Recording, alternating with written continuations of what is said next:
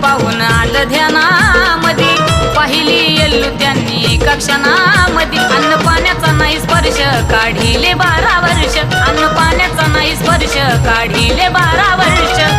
माईचा पाझर फुटला तेव्हा, माईचा पाझर फुटला तेव्हा, गेला जीव बाळावरी.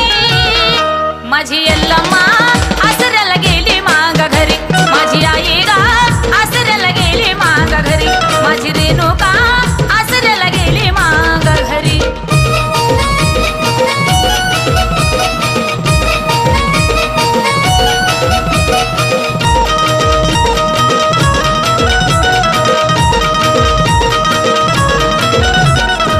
आदिमाईचा नाही लागला अंत, त्याच्या घरी राहिली त्यो भक्त भाग्यवंत.